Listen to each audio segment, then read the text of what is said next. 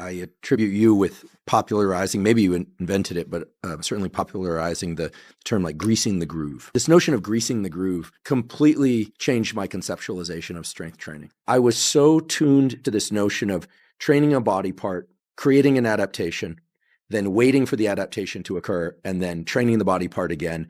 The arguments are all over the internet, 2 times a week, 3 times a week. And then I came across this concept of greasing the groove, which as a neuroscientist felt so intuitively correct and turns out to be correct. You'll explain what it is, but the idea that more frequent training or practicing of a movement opens up a tremendous number of opportunities for development of strength, of size, hypertrophy if one wants, and I would say just generally more flexibility over one's total fitness program. Once one understands this concept, you no longer look at this split or this many reps or that many reps or this volume or that volume. All that is important, but you can start to think about it through the lens of the nervous system. And to me, it was like water in a desert to finally encounter something that brought together all these different concepts. So could you please explain for people what greasing the groove is?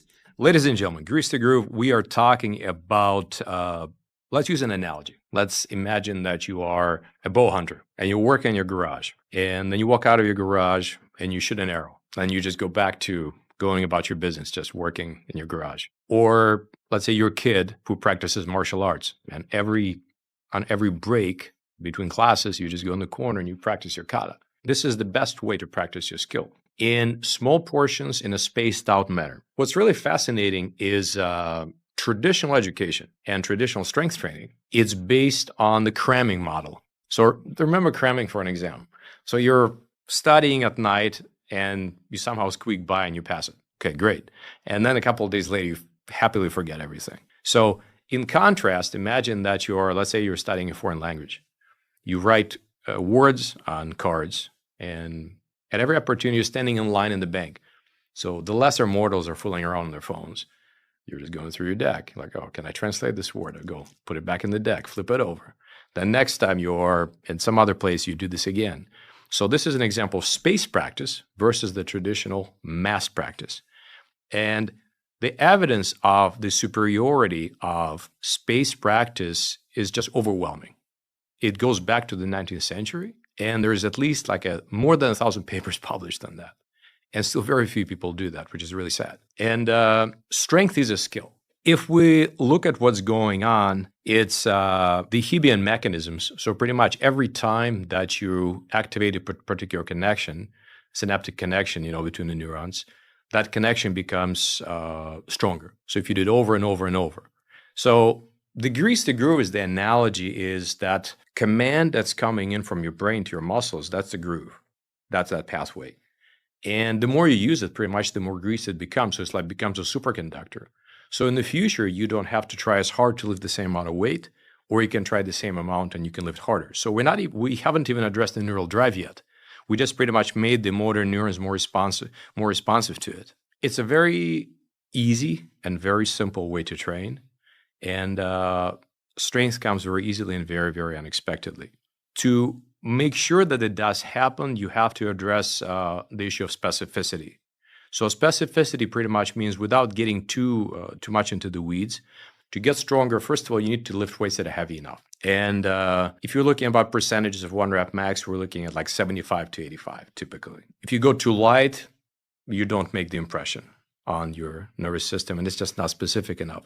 If you go too heavy, very quickly, you're just going to burn yourself out. And so pretty much it's a weight that's heavy enough to respect and light enough not to fear. And the second of all, and this is very surprising, is you only do about half or fewer reps that you possibly could do. So for example, let's say that you're lifting 80% of your 1 rep max, and let's say that you're able to do 8 reps maximum with it.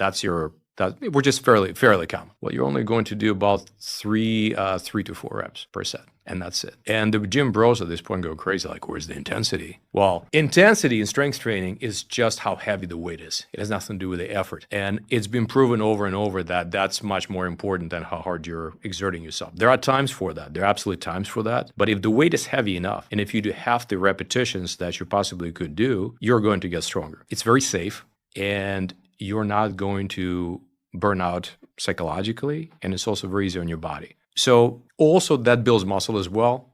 purely because you're able to do a very high volume of work. To summarize the Grease the Groove, you're trying to train moderately heavy as often as possible while staying as fresh as possible. And if you decide to do it in the gym, a very simple protocol would be a set every 10 minutes.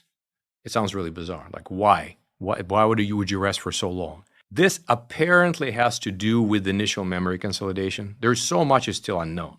So we do know the Grease the Groove works great, but we speculate that some of it has to do with some of the same phenomena related to learning in other fields.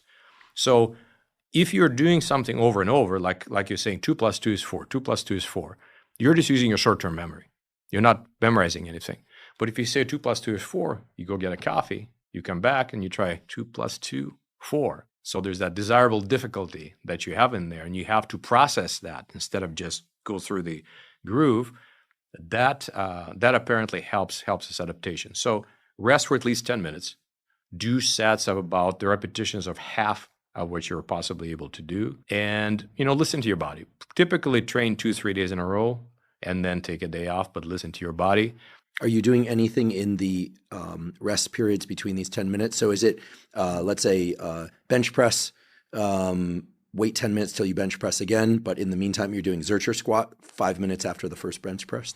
That's one of the way to do that. You can do up to 3 exercises at the same time. So let's say like Zercher squat and the bench press and maybe a third thing, but I'd say those 2 are enough.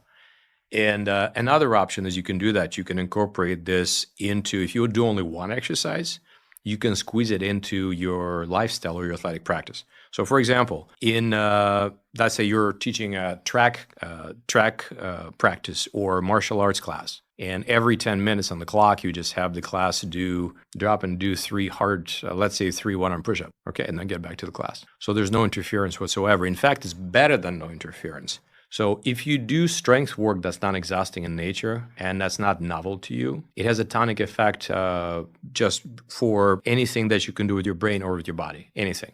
So what you have is, by having this short, very small dose, like a nano practice of strength, you rejuvenate yourself and your productivity increases so much. I suppose if someone has access to the appropriate equipment at home, you could incorporate Grease the Groove into your entire day. That's ideal, yes. Yeah. And obviously it's difficult with some equipment, but what you could do, you could use the heavy-duty grippers. You could do one-arm push-ups. You could keep a kettlebell under your desk and press it at every opportunity. And again, the idea is really just practice. You just try to hit a perfect track. Don't forget to subscribe and like the video. Thank you.